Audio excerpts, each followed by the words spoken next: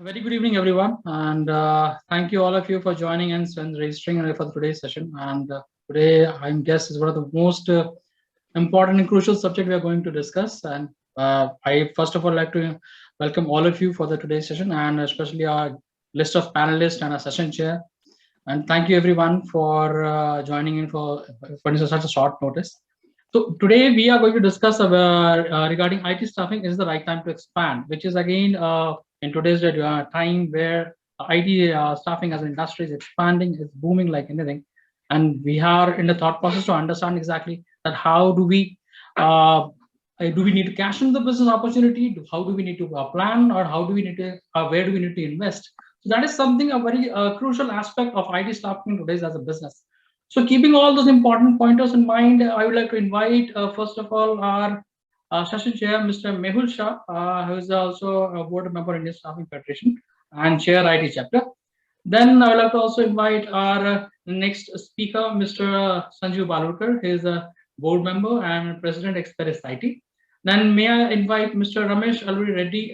He is a director digital business solutions and from Edeco, the Edeco Group. And may I invite, last but not least, Mr. Prakash Vihani. He is the CEO and the founder of Assault Staffing Services Private Limited. Over to you, Mehul. Thank you all of you for confirming and sparing your time for the session. Over to you, Mehul. Thank you. Thank you. Welcome, everyone. Welcome, one and all. We are back with ISF with one of the most interesting discussions today. Is it the right time to expand? I mean, answer is like a pretty common. I don't know the punchline is like, is it the right time? Come on, you kidding me if it's not the right time. But the $1,000,000 question is, what exactly is to be done? Because our industry has gone through a major shift, which none of us expected. A couple of years back, none of us expected this kind of a shift. Now, all the acceleration of digitization has brought in phenomenal opportunities for our businesses. So be it a small, medium, or large business, everybody's got a lot of opportunities, coming their way. I have not met any IT staffing company saying that we are not growing, or we are stagnant. I'm yet to see in last 2 years. So that's a good news.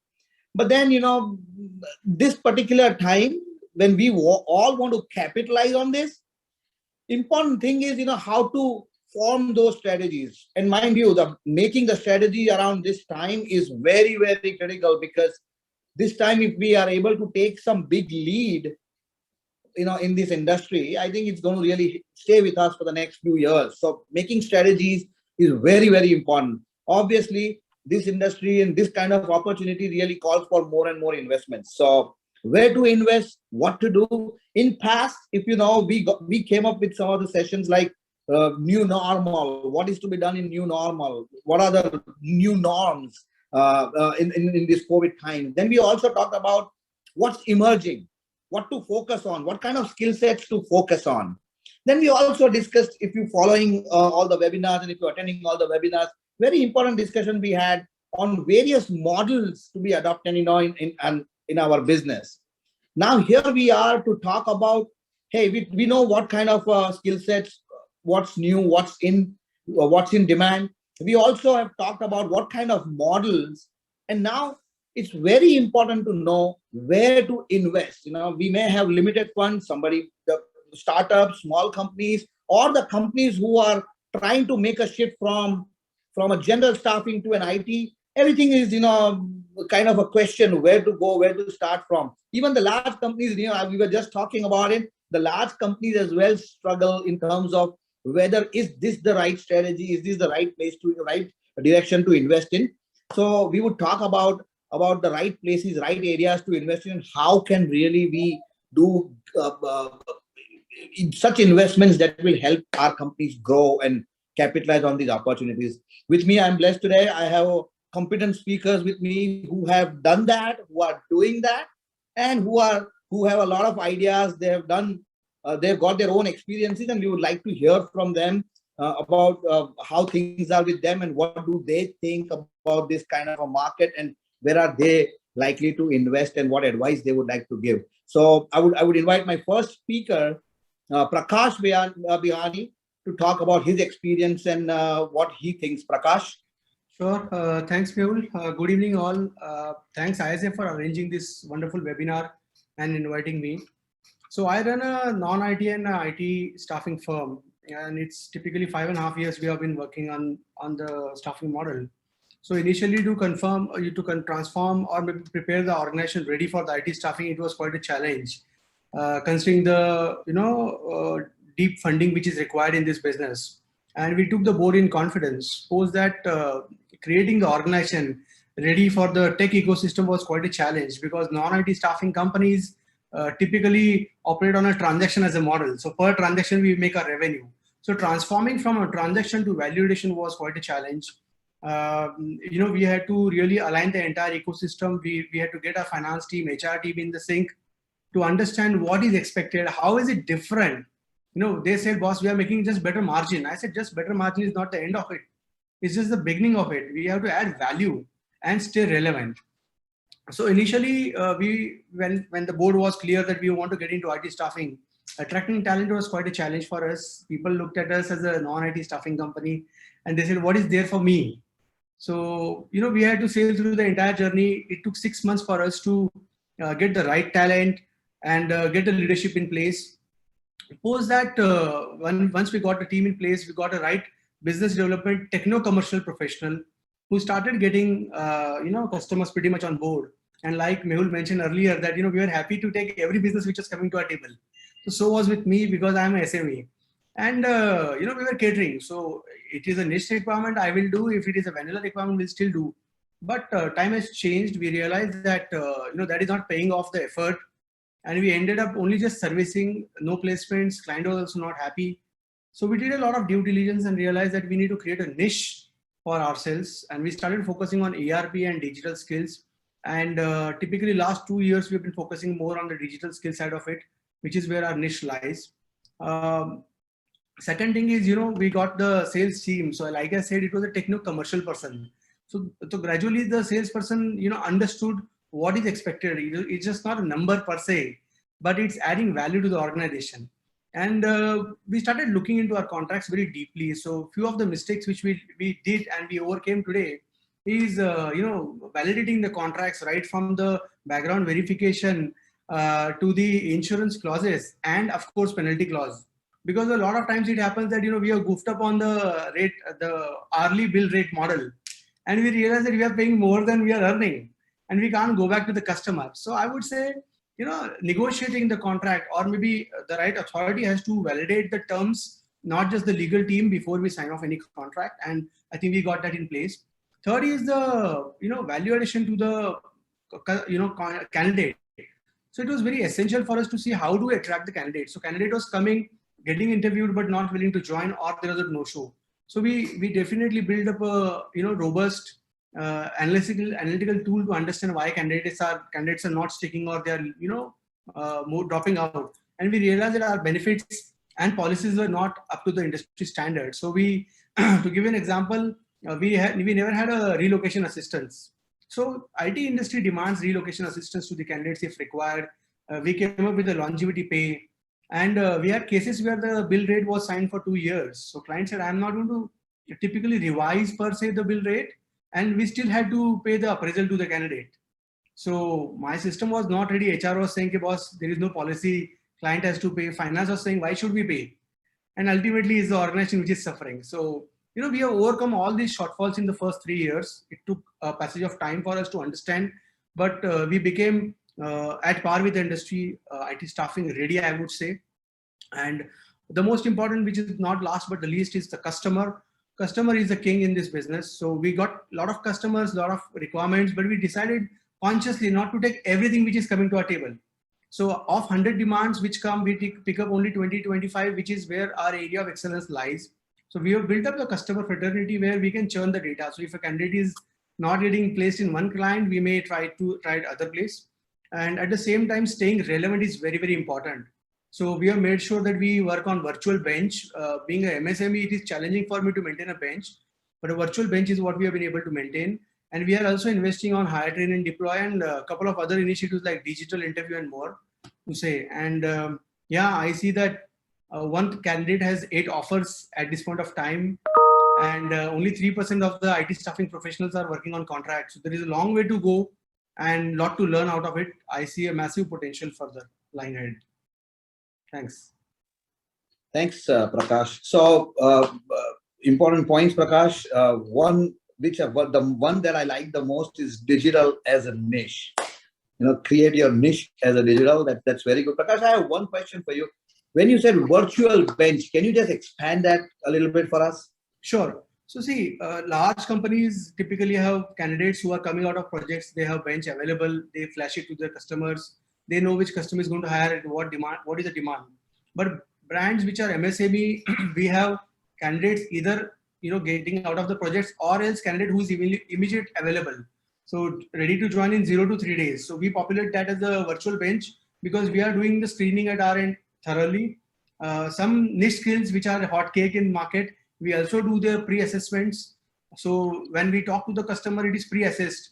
And then we populate that as a virtual bench from our side, that these are the 10 candidates ready to join, XYZ check done. And also some amount of digital check being done on those guys in terms of their background check. So I think that's sure. So I think it makes quite a lot of sense when you say that we want to invest somewhere in a digital check. It is important that we digitally check our candidates. Also, virtual bench, there could be a bigger area as well in terms of the bench. And based on my experience of late, none of your bench is going to be unutilized if it's digital in these in this market. So that could be another area of investment and expand. But like I said, digital as a niche is a great way to go. You also talked about hire, train, deploy, where you are investing. So let me go to Ramesh here. Ramesh, your thoughts, and also if you could talk a little bit more about digital as a niche, because you come from a very strong IT background. Talk more about digital and what areas can we invest in digital. Ramesh? Thank you so much, Mehul.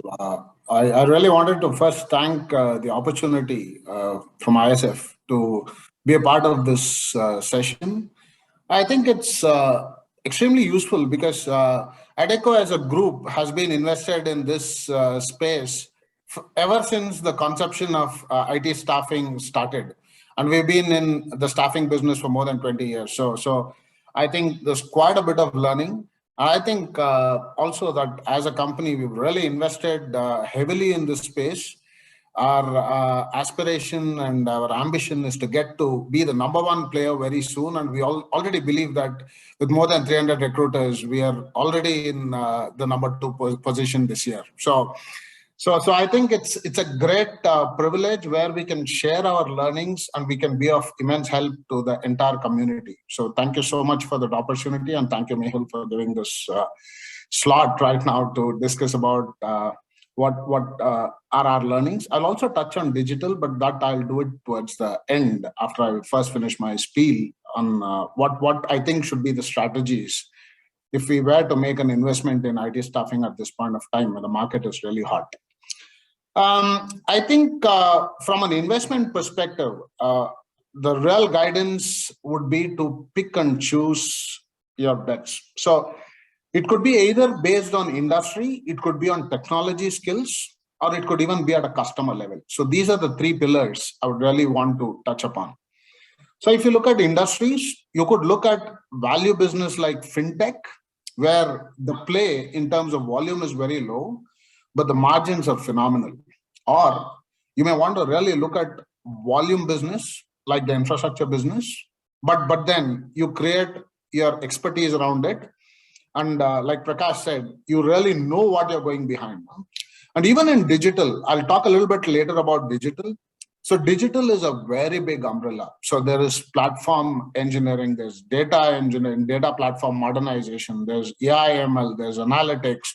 It's a whole world. It's a UI, UX. So I think you really need to pick and choose. One, the industry. Second is the technology. And finally, even the customers. Because if you really are not able to have a laser sharp focus, I think that will lead us nowhere. So that's the first thing I would really put across in terms of anybody who's wanting to invest in this business at this point of time. I'll give you some examples just for you to relate. So if you're looking at digital skills, you could look at cloud as a niche where you really want to perform. Or you could even look at data technologies like Snowflake, or you could look at UI UX as a platform where you really want to have a niche. So that's the level we need to think. And then probably at a later stage, I'll also share how we can build scale when we do this, because when we are small, I think it's very easy to do a few things, but when we scale up beyond hundreds, I think in terms of recruiters, it becomes a real challenge. So that's something I'll reserve for a later time. The second guidance I would like to give is you really need to invest in the right talent. No? So, and I would bifurcate this into two parts. First is probably you really need some experts from the industry and from probably the technology space you're investing in. So for example, it might be a great idea to tap into some of the IT companies themselves, and just not on the IT staffing space, but even people who have a business and a delivery exposure, at least so that they can relate to what we're doing as a business. Now, having them as the focal point and the fulcrum, you really need to do the second part of my guidance on investment. I think we really need to take care of having a very good learning and development program and invest in ensuring the current workforce who are working with us on non-IT demands, and help them get into a better state to search for the skills better, be able to understand the JDs much, much better, and also give them on a platter some technology mapping dockets. So let me just explain myself. So if you're looking for, if the JD says you're looking for a Flutter skill with React.js, so today, it's not one single skill. It's always a combination of multiple skills. So if you're looking at Flutter and React.js with 15 years experience, and that's what the JD says, Flutter has not been in the industry for 15 years. So if someone is going to search for that, they're going to hit a blank wall. So what the technology mapping dockets, what I'm talking about is, you need to relate to what was there. So the person should have worked on either portal and content management probably 10 years back, or more recently could have worked on UI UX, which is closer to this. And right now in the last 2 years with Flutter, so that the person is able to upskill and deliver towards the project needs. So unless the person really understands that this is the complexity, we will not be able to fulfill the needs of the customer. So that's an example I just wanted to leave. So the second guidance was an investment. First, hire the right talent. Second is invest in a proper learning and development program, so that the persons who are already, the professionals who are already with us are able to come to speed. And the last guidance I will leave is ensure that we invest in the right tools and focus a lot on automation. Because every small opportunity to automate in the whole process, right from candidate identification, screening, all the way up to onboarding, and then the associate engagement, and then all the way to from the hire to retire, if I were to say. So whatever is the opportunity, I think on automation, we really need to tap into that, because I think that provides a lot of cushion for us to think of newer things which we can deliver. So these would be my three guidance, which I'll leave you with from an investment perspective. Pick your bets, invest in the right talent, and ensure that you invest in the right tools and automation. So that's the summary of what I wanted to tell from a guidance perspective. On the digital front, I think I covered quite a few examples on the technology front, but I also wanted to take a minute to tell you what I think is happening in this technology world. So I think if we rewind back to maybe between 1995 and 2005, a little earlier also, a lot of software programs on mainframes, on then erstwhile client-server architecture, maybe using .NET technologies or Java technologies, a lot of software had been built using these technologies. Now, the problem with the architecture of these technologies is that it's not able to scale to the billions and zillions of data, which now are being generated by all the machines which are around us. And probably the architecture is not even capable of understanding that kind of data which is generated by the machines. So today the need is to ensure that if you want to have an artificial intelligence or a machine learning built on that, you really need to have quite a bit of technology revamp so that you're able to cater to that. So, and that's the phase we are in the last 2-3 years. And I think the pandemic has really accelerated that whole process, in my opinion. If you see in the last 2 years, I think a lot of people are rewriting the softwares, rewriting their business applications, getting to more intensive data platforms and use cloud native technologies so that they're able to cater to the big data revolution and also cater to the artificial intelligence and machine learning. So that's the crux of what's happening in the digital space. And it's, like I said, it's a huge ocean. So we really need to understand which part of the digital space we really want to concentrate on. Is it the data modernization? Is it about the UI UX? Is it about the cloud revamp? Is it the migration to cloud and things like that?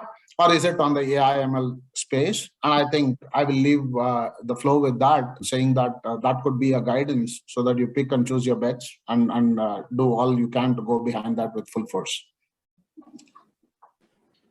Thank you. Thank you. I think I got a little lost in between due to my Wi-Fi, but Ramesh, I heard most of the part, and we've anyway talked about it. When you said pick your industry, right, to begin with, pick your industry and pick your technology. So here is a practical problem, Ramesh. Let me explain. If I go to my client, and if I am, let's say, an expert at data engineering or all the data skills, none of my clients are going to say, okay, you are only for data and that's all. You see, basically they have anything, it could be on a cloud, it could be on a platform, it could be anything about artificial intelligence, it could be a data scientist. I cannot be saying only data. In that case, let's say if I create my niche only in a data, how do we really support the client when they are asking for everything under the roof? Great question, Mehul. I think that's a great question. So there are two ways we can approach that, but I'll expand a little bit about what we are doing as an organization. So we've got a set of people who cater to all technologies, no bar. But then we pick and choose our business because we really are pretty serious about the margins we go behind, the kind of value we deliver. But then we cater across. It really doesn't matter what the technologies are. So that's a plain vanilla set which takes care of end to end. But then what we've done is we've chosen 4 technologies where we've built depth. Okay, so and in that case, we go to the customer saying that, hey, we got the niche in this, but of course that's at a differentiated price. And we say that Prakash also spoke about the virtual bench, and we also have a real bench. So we invest into this with a certain set of customers. It's not that we do it for everyone. We need to see value on both sides. If you're able to see that, we really invest into that from a business perspective and try to get the best out of it. And if those customers really want something else, so we've got the other layer which is also able to support. The other thing is today, the ecosystem is also allowing quite a bit of partnership across. So that's an area where we can really look at it, where big players like us have the opportunity to have a lot of demands, and that's an opportunity which we can leverage with quite a few MSMEs if that's an option for them. That's a great point. I think the partner network which is because in today's time where all the skills, one, are not available, or none of the vendors or none of the staffing companies will be able to provide everything to a particular client. So the partner network makes a lot of sense. And also these experts that you said, experts on digital technologies. I think it calls for a large discussion, because if I want to get into, let's say, an expertise of a particular platform, like particular area, we really need to understand, because in an IT staffing, usually the kind of roles that we have who are playing who are actually playing a role in our day-to-day life cycle of recruiting and the staffing, probably the SME, where to fit the SME. If you can talk a little more about that, Ramesh, that let's say if I got an SME for a particular skill set or a digital, so far the conventional method of doing one was a client account manager who's doing sales and managing the customers. Second is the recruiting team that we have. At max, we have some sort of a tech check in between somewhere. But the SME, does he play a role on the client side, or he plays a role within the organization to have the kind of approach the right candidates? Any thoughts, Ramesh? No, absolutely. And I think you're asking very relevant and very good questions, and at the same time, very complex ones. I'm sorry about that.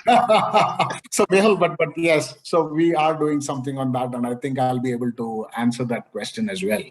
So I would like to look at this in a little slightly different perspective. So the thought process of trying to have an SME fit into the traditional model is one way of thinking. But that's not exactly the model we chose to go with. So we've done something slightly differently. So what we are trying to do is we're trying to build centers of excellence. So we're trying to build, and these are with people who have worked in the IT industry. So that's one thing which we're trying to do.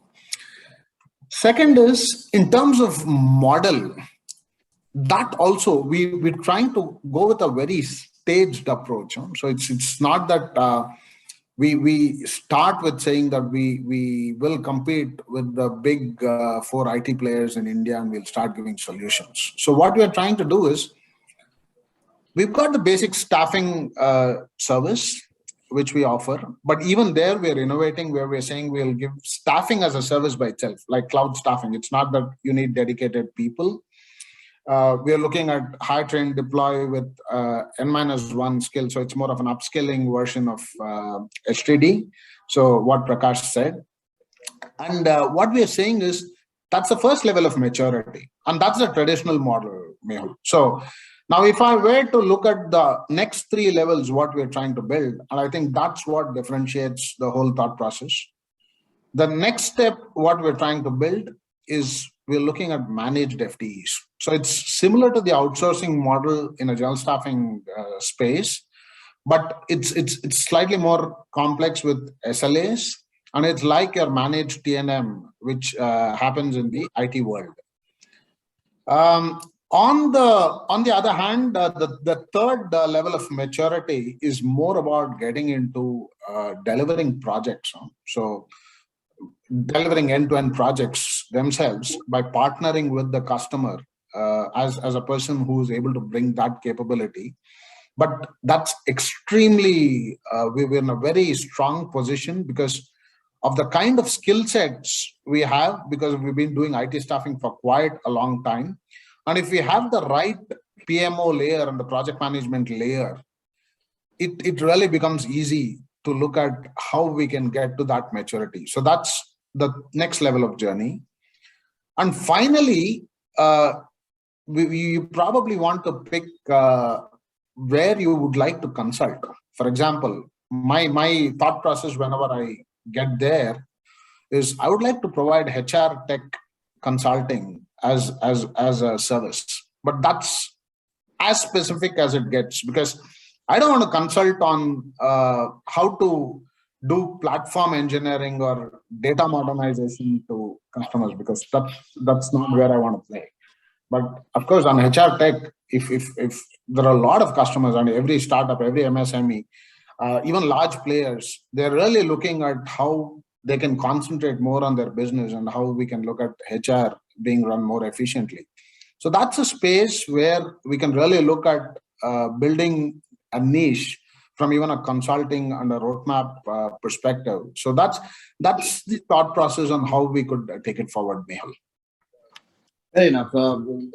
Good insights. Good insight in terms of having the PMO level and not to straight away go to a customer saying, I will consult you on how to do platform modernization or data modernization. So good points. So now let me go to my third panelist. Sanju is a veteran in the industry, and I would like to really have Sanju talk about his ideas. He's done it all.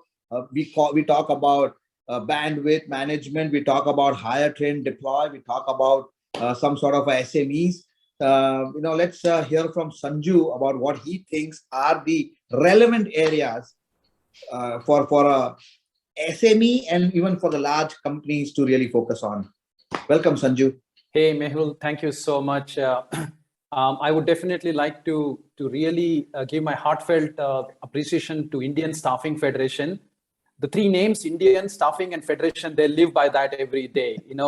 I have seen this organization do such a thankless service to over a period of 1 decade that I am being associated with this. It is simply a high respect job that they're doing. So, and keep doing this. In some way, today's industry owes a lot of success to Indian Staffing Federation and the people behind it, Mehul, like yourself. Thank you. So there is this tremendous respect that ISF has gained. What I will do, Mehul, is my co-panelists have already spoken. I think Prakash has given a very chronological, progression about how his transformation happened. Ramesh has absolutely poured the knowledge that he carries in terms of the digital as well as the technical skills. What I will try and do is keep it simple and stay to the absolute core topic of the webinar, which is we already know that it is a time to invest. I mean, that is not debated. I think what we are debating is where and how and how about. So what I will do, I'll share my personal experiences and opinions. These are just that. These are not my company's or ISF's opinions. And this is certainly not a professional advice. But this is coming from a person who has spent 20 years in this space. I was fortunate to start with a very small company, then make it one of the largest players in the Indian staffing, tapestry. Today, I represent a very large staffing, a giant in the global sense of the word. Very happy to be there. But then some of the routes that we came is I will speak to them. I will want to break down this into 3 different parts.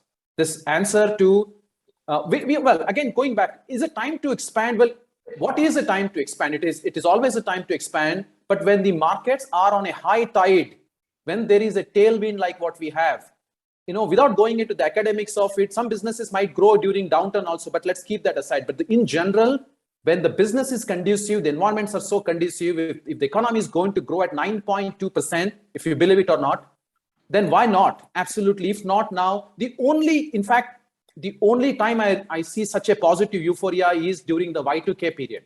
And some of us are old enough to know what was then the Y2K, right? And some people on the call may be too young to know Y2K, but then Y2K is the closest thing I can relate to as to what we are going through. So absolutely, yes. So what I will do is I'll break it down into 3 different parts, which is the largest of the powerhouses of staffing company, what they are doing and what they could be doing. Again, not a professional advice, just my free form thoughts. The second could be the SME and MSME sector, which is the largest representation in ISF. And I would like to bet that our audiences come from MSME and SME. The third is the new entrants and the wannabes who want to really come into either from general staffing side or simply they want to enter into the IT staffing. And I will quickly go over this, starting with the largest of the powerhouses, right? My advice to the other 2 segments, which is the MSME and the new entrants, is please do not copy these large enterprises. They have the experience, they have the expertise, they have the reach, they have the staying power, and they have the huge potential to invest in fundamentals and structural aspects, which will have longer ROIs, but more impactful. So they can do a lot of things.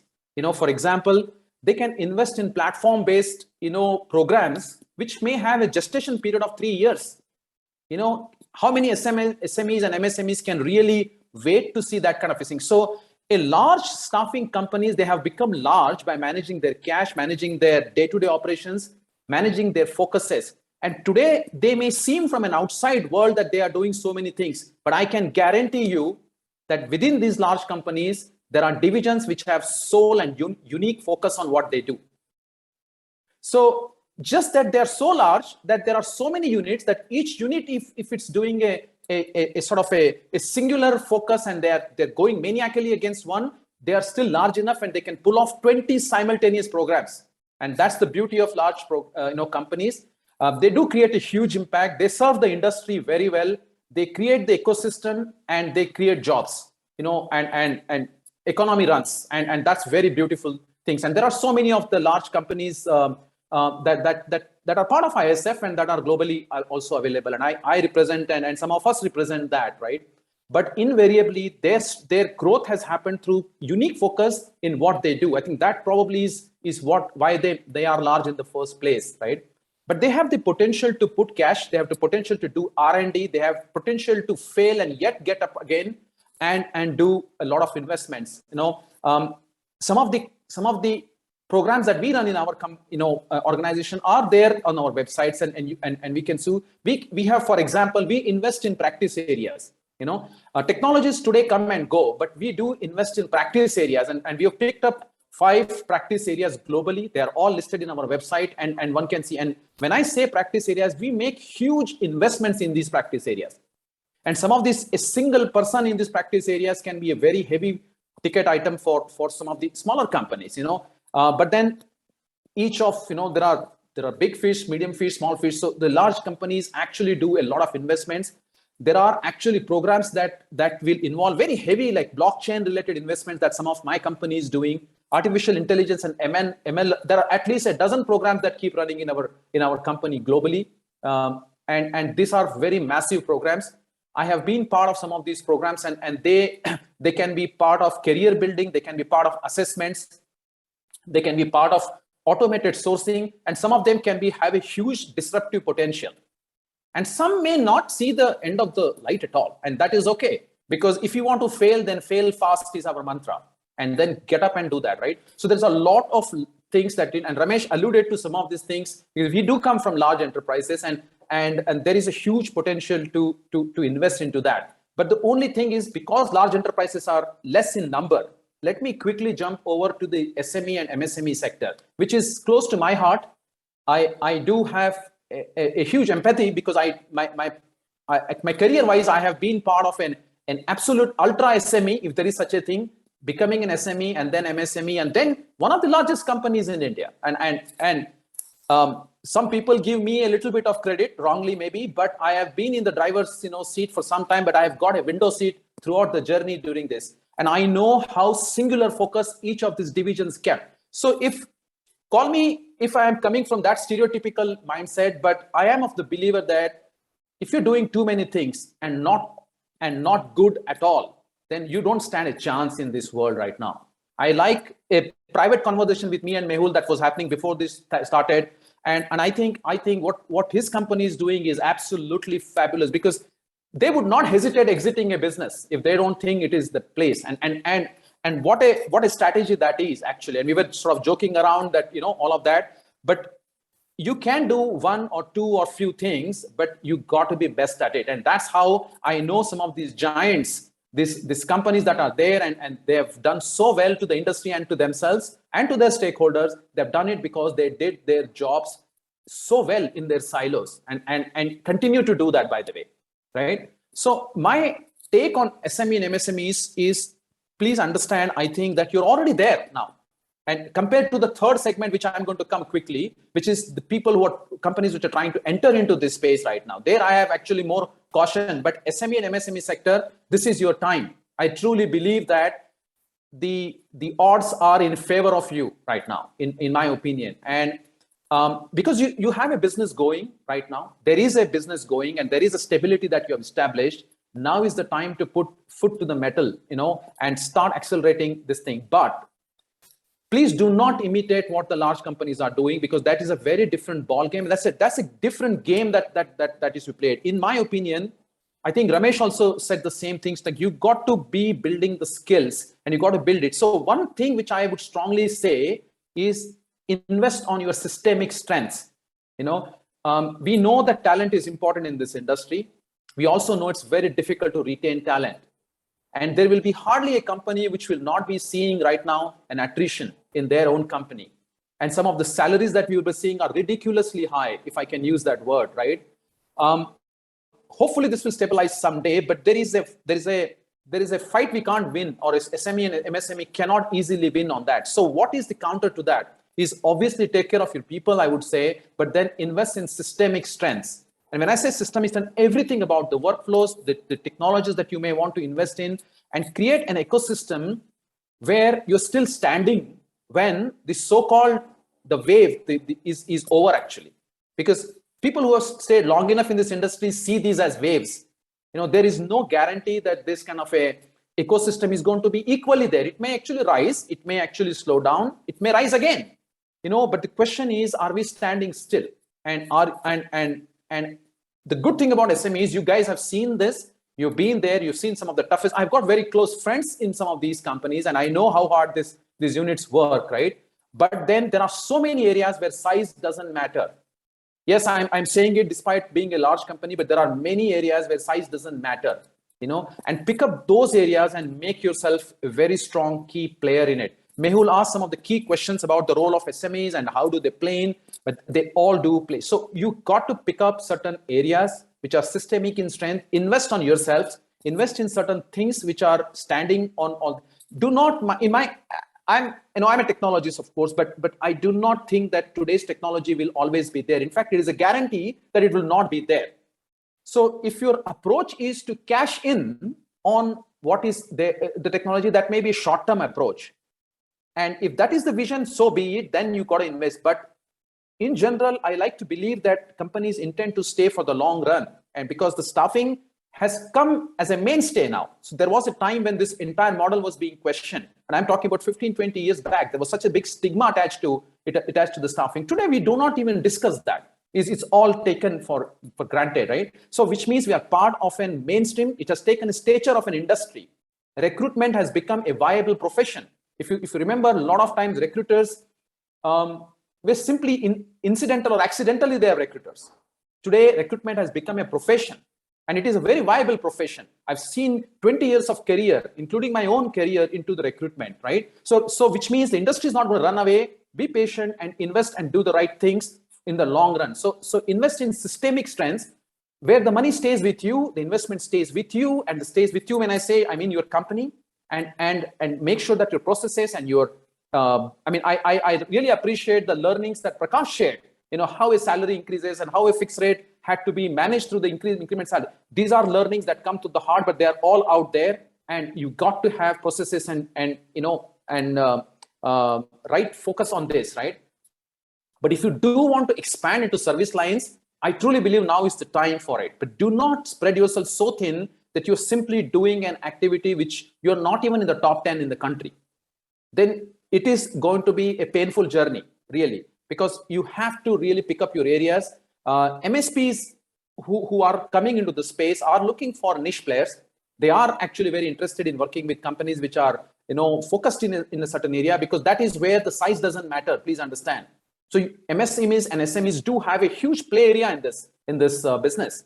There are a lot of areas where size matters, of course, but then there are a lot of areas where size doesn't matter, and pick up those battles and invest on yourself. I will quickly go to the third and the last part is the new entrants, and the pivoting companies which are trying to pivot into IT staffing, as well as absolutely the new companies which are trying to form.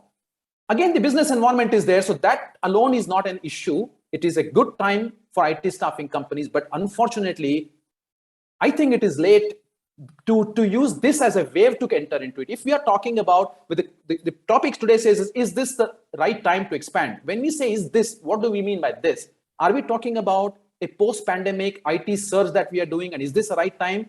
Unfortunately, for the third category of people, you are a little late now. Because if you start right now into this and come, you looking at least a 1 to 1.5 years to stabilize and get into it. Yes, you may get a little bit of tailwind on your side, but it is a bit late. Now, does it mean you should not enter? No, that's not the thought here. The point is, please do not enter just because there is a wave going on. If you really mean to stay into this business, enter it for all the right reasons. Enter it here if you want to stay. If you do not have a 10-year plan to stay to this, please reconsider, is what I would say to myself if I am considering this, right? Because cashing in on this is actually, I've seen far too many companies trying to do it, and I don't see the shortcuts. I mean, at least I do not know if there may be shortcuts, and I do not want to preach to the choirs, here, but I did not see the shortcuts in such a. In fact, I've seen people burning their fingers and only to fold down some of these companies. So do not enter because there is a wave here. Yes, there is a wave, and there is a pent-up demand maybe, or there is a healthy IT ecosystem that got created because of India being the right place geopolitically, post-pandemic world, and general increase in IT. All the right reasons to enter, but one of the wrong reasons to enter is because there is a wave right now and let me cash in on. Certainly not for the newcomers, because you'll soon find out that you're coming in too late and with too little USP to add. There's a lot of competition in this space. This is a very fragmented business right now. But for the economics of a staffing model is very sound and living and alive and kicking. So if there is any expansion you need to do into this space, right? That is my input, is start with systemic strength, the same thing which I was telling to MSME and SME. Most likely the small companies are going to take some time because every single large company took their time. Some of these largest companies are 50, 70 years old. I mean, these companies are very old. They're there. They've been there, global footprints, and some of these domestic companies have had to go through their own challenges and been there. The respect they carry today is because of the perseverance and the resilience that they showed over such a long period of time. And they were not paradropped into the Indian. In fact, to a large extent, hats off to them, the industry got created because of the work that they have done, pioneering work that they have done, in fact. And I will not take the names, but we all know which are these companies, and so they know that this is a lot. But for entrants to come in, there is a huge space, but it's not a wave to be ridden, but it is a long-term, which means right things have to be done. The industry has become very mature. The statutory laws are very tight right now. The contracts are very tight, and there's every not to mention the margins are shrinking. Every company is struggling with a lot. So you got to be having enough deep capital, fundamentals in place. Have to have the systemic strengths. You got to have the right leadership, which is, I think, Ramesh, I couldn't agree with you more on this. The absolute need for right leadership is essential. It is probably the single most important thing for a company which is entering, is the right leadership on their side. Just a few good people is a good start, right? So I think those investments, if you're willing to do and have the staying power, then the timing and the approach is absolutely right. So Mehul, I will take a short break here and then let you sort of wrap it up, and if there's anything more we can add. Sure, Sanju. Thank you. It was quite methodical in terms of what large companies do, what MSMEs, and some word of caution for the new entrants as well. Sanju, I think I have one point which probably would help the audience. You said investments on blockchain or AI. What exactly does it mean for an IT staffing company? So for us, I can tell you, I don't know other people are comparing. I know for a fact that some enterprises in staffing are creating applications using blockchain. For example, they are creating, we know one pain point, which is the background verification, right? This is a need of the hour, and sometimes a background verification is taking as long as 45 to 60 days, if not more, actually. So large companies, not necessarily by themselves, but by creating consortium, could create a blockchain-driven environment where the background verifications can be done through an automated verification protocols that they can do. Now, this is easier said than done because this will involve in industry coming together. But the point is, as a proof of concept, it has to be demonstrated. And I know for a fact that some enterprises are investing into this. But when I say blockchain, I mean technological and staffing, creating skilled profile and creating an ecosystem of delivery mechanisms for blockchain applications for our customers. And we're creating blockchain as a practice, maybe, for example, right? We could create that. and that is not nearly as complicated as actually developing your own blockchain applications. So those are the two different ways in investing in the blockchain. Makes sense. Makes sense. But before we actually go to the audience for the questions, and also I would like to summarize and give my thoughts as well, whatever the experts have spoken. I want to go back to Prakash, at least for once, to ask one very important question I've been thinking ever since he spoke about it. Prakash, you said some of the rates you can go wrong because the industry is in such a way where 2 years back some of the pay rates, were, let's say, I'm just saying 6 lakhs per annum. Those pay rates have probably become 10 lakhs per annum. And either if we have old contracts with our old rates, or we bid some old rates in our minds, do you think that it's worth an investment to have some sort of an expert who would keep on screening our bill rates all the time within our organizations? Maybe it's a very, very relevant and important question, because see, from a MSME perspective, what we do is we are excited if we get a demand and we get a placement, and that time even if we have to shrink on margins because we compete with large players, they say, "Nee, bhai, this is the rate available with us," we bend down on our margins. But the point is, we do not keep a relevant check every 6 months or 1 year whether we can really review this or not. And especially when we are working with large enterprises, they do not want to renegotiate the rates. They generally say, "Well, extend it by 6 more months." So yes, there is a check required. We need to have a commercial team or maybe vertical head who keeps the checks and balance of it. Otherwise, what will happen? We will start burning cash over a period of time, and it's of paramount importance. Point. Also, I would like to now go to Ramesh. Ramesh, I know you answered it last time, but I still want to ask you in terms of, it's a very relevant point that today in digital skills, let's say if I am to invest in a particular, let's say if I want to invest in a subject matter expert on a cloud side, do you think that subject matter expert on a cloud side meeting my customers more, do you think that kind of investment can fetch me more business because I have an SME talking to my client versus my regular account manager who knows the entire landscape of my particular client? But here comes a more talkative, more interactive, more knowledgeable person talking cloud with the buyer itself. Any thoughts on that? And if that is true, what, according to you, should be the right area to invest? It could be platform, it could be cloud, it could be data engineering. Yeah. So thank you, Mehul. See, I personally think, yes, the SME will add a lot of value.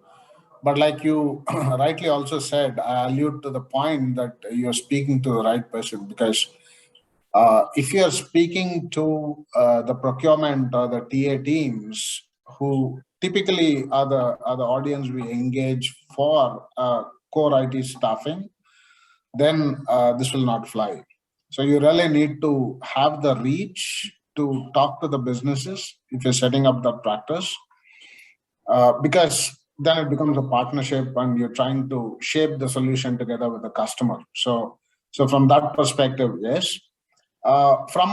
From just reaching out to the procurement and from a TA perspective, you'll still add value, but not from a solutioning perspective, but from a logic perspective as to why we can give a near skill, how we can train them, and how we can look at helping the project teams by giving this, and we can bring forward the resumes with confidence, saying that this will work in the solution. And this is probably, we could go with a set of resumes for different roles, and that will help the project deliver. So why don't we have a conversation with the business teams together? So that's the first part of your question. I think, yeah, overall digital, there's quite a bit of opportunity across. But if I were to pick my bets, I think, so I have a reason for this. 100%, I will surely look at UI UX as a very big play. Okay. So AI, ML, data platform modernization. Of course, data platform modernization is the bedrock before you get into AI and ML. Because if you don't have that right, it's garbage in, garbage out. So insights, everything goes for a toss if you don't have that. Now, while all these technologies are extremely important, so there have been challenges even in the AI space and ML space. But yeah, the transformation is happening. I think in the UI UX space, there's quite a bit of investments that have been going on in the last few years, and I think that's a big space where we can tap on without too much of risk. So that's the logic behind why I said I would tap into UI UX in a big way. Makes sense. Makes sense. All right. So we have a lot of points discussed, and this can go on and on. It's very interesting in terms of, we can pick each of these areas that we've talked about. But I guess, the time is of essence here as well. I got logged off in between. Saurav, can you just look at those questions that we have? I think we have got a few questions for the panelists. Yes. We have a lot of questions. So starting with the first one. This is from Sri Kumar Sampath Kumaran. So this is for you, Mehul. He's asking, what are the global trends in the post-COVID, the challenges of offshoring to India and the opportunities? Can you give us a macro sense of how the IT staffing is moving and what are the components other than recruitment? So a great point and great question, Sri. I want to tell you, sitting in the US, we see a lot of work being outsourced to India, all these, like the last 2 decades. But right now, of late, things have changed. Digital talent is not available vis-a-vis the demands that we have. So I think it has made, it has kind of created a global village. Gone are the days, if you see the NASSCOM reports, India was billing close to $25, $26, for the IT professional on an average to the US. Today, if you talk to the US customers, they are willing to pay you more. The cost of $80 in the US per hour, they may pay you $50 and $60 regardless where you are sitting and providing the talent from. So that's one shift that we are seeing. That earlier it was like a project outsource or entire thing. IT outsourcing used to happen at a particular price range with a price range in mind. India was picked as a destination because we had a stamp of $25 an hour. But not anymore, because now if you see, I could go to my customer, my client in the US and say, you know what, you are spending $80 an hour. I may staff this person in India or Southeast Asia or even in Central Europe, but this person is going to come to you at a $50 and a $60. You are still having good saving. More than anything, you are getting a talent. So talent anywhere, is a latest trend that I am witnessing. It's a brand new trend that we are witnessing, where the maximum IT work is coming to India from, which is the US, in the Western countries. That is what we are seeing as a big change and opportunity. And obviously the opportunity is the digital talent. Today, I tell you, the large services companies, the large data companies who would say we expertise in data, today the clients, are asking, the first question is not whether you are an expert at data or not. The first question the client is asking is, do you have the digital skills? Would you be able to hire and make your data scientists work on our projects? Because the digital skills. So I believe that those who have access to the skill sets, and in previous sessions we had discussed that there could be a talent transformation, there could be an upskilling of your own talent, treat them as a human capital and keep them all the time in your organization and keep on upgrading their skills. Because I think that's the latest trend, that if you latch on to your talent, don't let them go. So, upgrade their skills and put them back to work. I think these are the trends, Sri. I hope I've answered your question. These are the latest trends that we are seeing, and the futuristic, at least in the near term. Sanju said rightly, these skills that are relevant today may not be relevant down the line. But right now, what we are seeing is pretty much latch on to your digital skills. If you have skills, you can actually get it's a global village for your bill rates right now. We have a few more questions, Mehul. With your permission, should we start with that second one? Yes, please go ahead. Yeah. So this question is next for Prakash. As an SME, the challenges of empanelment with large IT companies. You are competing with these established players. What interventions from industry bodies like ISF can help? Well, this is really a practical problem for us. But I think the wave last 2 years is all about demand. So if we have the hold on the candidate and the talent, unlike the earlier days where we had to prove our credibility and stuff, clients are definitely willing to look at SME and MSME players, of course. Only thing is we need to prove that kind of capability and showcase some success stories. So that's the good thing which has happened in the lockdown, I would say. And from an ISF perspective, I feel if there is any kind of accreditation or kind of rating system or credibility which ISF can, maybe, when I do a sales pitch, I say I am an ISF member, and they definitely look at us with a lot of respect. But there is no rating system that on these parameters ISF has got this member. Probably something of that sort can be done in the due course. Maybe it can help us out. Like Mehul mentioned a couple of years back, I think 2 years back, that in one government contract he was able to capture, only ISF members can participate in this tender, if I'm not wrong, Mehul. Yes. Yeah, so something of this sort where we can get a rating or a credibility check done by ISF for the vendors, it really can help us out. Thank you, Prakash. Thank you for answering this question. Next question we have for Mr. Sanju. This is regarding, will large companies foster a collaborative framework with SMEs, a progressive buddy system akin to auto industry, where OEM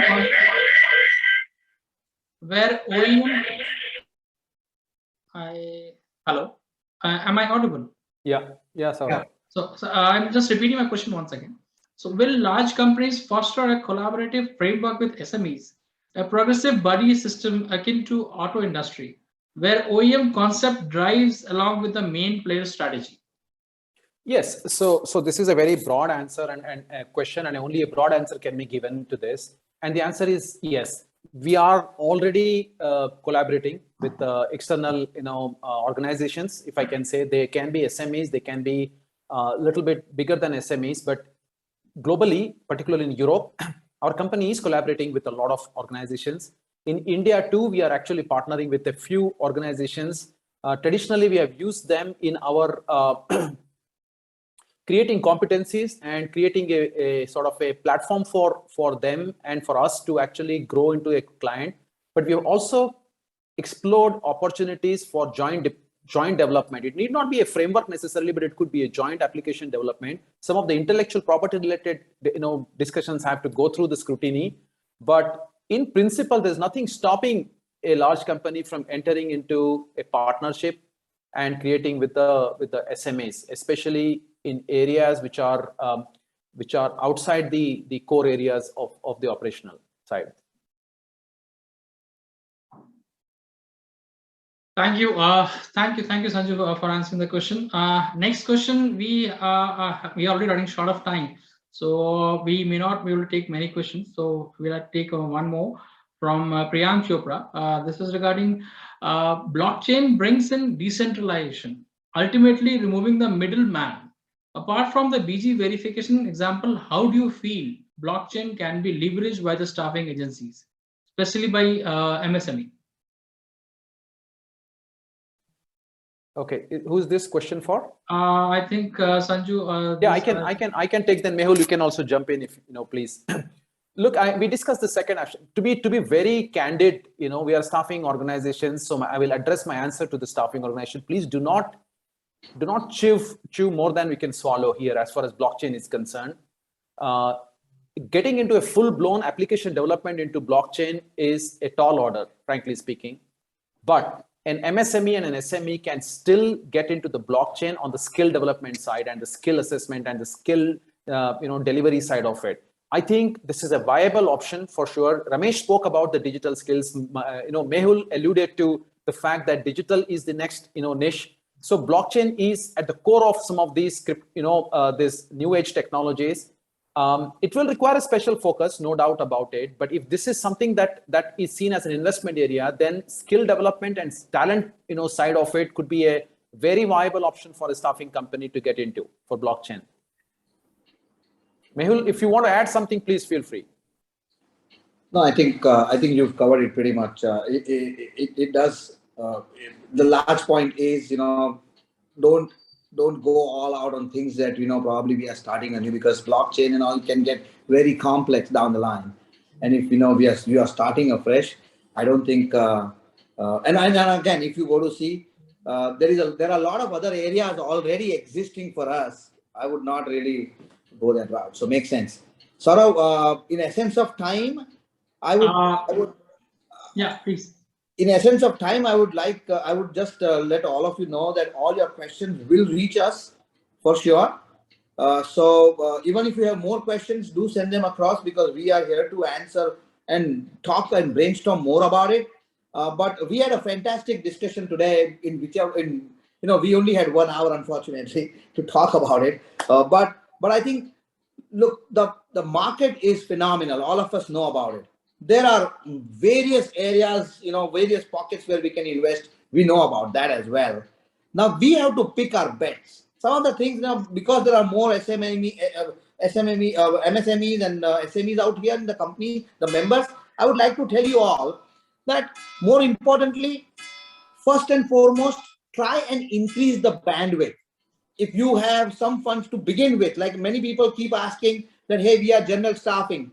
How can we begin? What can we invest in? I think my first answer to them is increase your bandwidth of recruiters to begin with, because you walk to a client and they say, here are the 5 requirements I have. It's all going to be a turnaround time, because you have competitors as well. I'm sure some of the large companies will have a turnaround time of what? 24 hours, 30 hours, 36 hours max to respond to those requirements. So I think my advice to a lot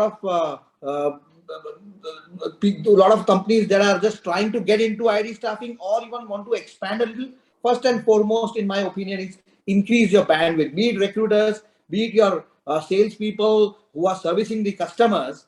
And the next thing, what we talked about is the L&D. It's very important. If you are in a general staffing, wanting to get into the IT staffing, you have a limited resources. I think the first thing I would do is try to train my people and upskill their talent of recruiting from a general to an IT. So like Ramesh had explained, try to give them some of the cases in terms of IT, some of the skills to learn, and so that they can probably recruit and help you out. So I think L&D could be another thing. Bandwidth, increase your bandwidth.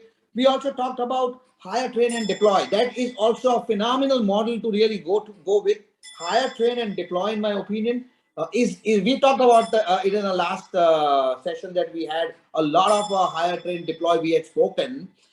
That's nothing but upskilling your talent. Today, if a client is asking for a particular skills and a mixture of 2-3 skills into one person, which is not available in the market, probably you just hire those people and train them, upskill them, and then deploy. So that could be another area of investment, according to me. The next one is, the bench. It is a big concept right now. If I have a bench of full stack developers, trust me, my numbers would keep on going up. And I can, like I said, our experience has been, if you have a certain hot skills, you don't even call it a bench actually, because the bench is somewhere, bench is the one which is just, sitting and probably warming the seat without having work. It doesn't happen in today's time at all. So investing in bench could be another smart way. But as Sanju said, as a word of caution for those who are not really fully expanded, take some, Sanju use something, don't swallow more than what you can, or something like that. Bench otherwise is a smart way to invest, but provided you have the reach within your clients where you have those kind of skill sets. Next thing we talked about is the projects.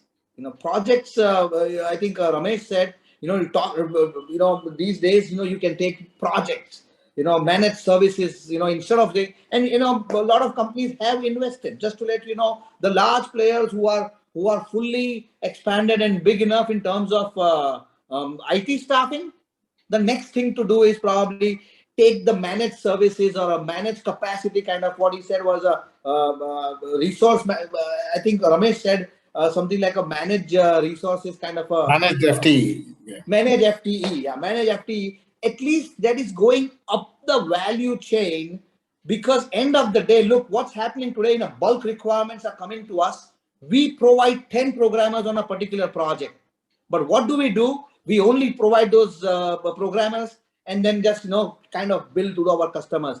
Here could be an opportunity to go to the same clients and tell them that what's this project all about. I take the responsibility of this project.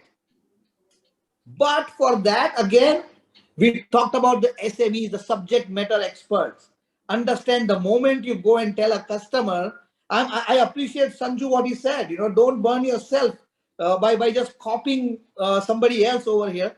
Because the moment this may sound very lucrative. Yes, we provide 10 programmers to a client on a particular project. Let me go and tell him, give me the project. The moment you go there, they are going to ask you to take some sort of SLAs out there in terms of deliverables. Now, when you talk about the project delivery, you need some subject matter experts as well within your organization, which Ramesh was talking about. Somebody who really knows cloud in and out, somebody who knows app modernization, and so forth. So that could be another good area for everybody to think in terms of investment in projects, managed services. But I believe that investment could be a heavier investment, because it has to come with some sort of subject matter expertise as well. Our regular account managers may not be able to talk for 30 minutes or 1 hour on a cloud architecture. So for an example, right? So I think that is another thing. And a good message we also learned today, we also got from a partner network, and this is applicable to everybody. To let you know, all large companies, including myself, all of my companies company has a lot of partner network. I mean, and I believe I can speak on behalf of other large companies as well. Sometimes we need partners in the industry now. There has to be some sort of we call it sub-tiering or whatever you call it, but it is time to really expand our partner network so that actually we can cater to the requirements. So a lot of areas to expand. We got to pick our bets. That's what Ramesh said. We got to pick our bets. It makes a lot of sense. What makes sense? L&D, start training, upskilling your own recruiters first, your own salespeople first, start increasing the bandwidth, invest in a hire, train, deploy, invest in a project, get an SME. There are a lot of things that can be done. I hope this session that way would be helpful for many. And special message for those who, because there are many members who reach out to us saying that we are in a general staffing. Can you guide us right from the MSA? What kind of MSAs are required for us to really sign?